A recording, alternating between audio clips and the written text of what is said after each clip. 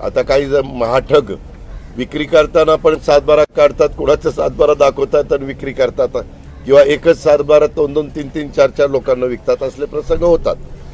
म्हणून मी ह्या वर्गाला काहींनी आम्हाला चुना लावला म्हणलं, तर काय लगेच बाकीच्यांनी चुना लावला. अरे मी शेतकरीच आहे बाळांनो, त्याच्यावर शेतकऱ्यांना मी कसं असं म्हणेन.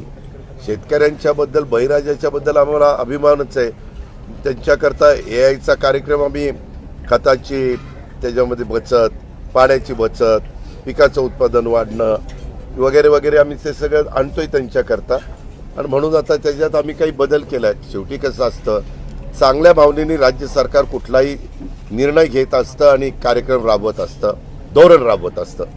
पण यदा कदाचित ते धोरण राबवत असताना काही महाठगांनी किंवा काही बनेल लोकांनी त्याच्यामध्ये अशा पद्धतीनं पळवाट काढली आणि त्यात करोडो रुपयाचं आपलं नुकसान झालं, तर हा जनतेचा पैसा आहे, हे उधळपट्टी करण्याचं काही कारण नाही.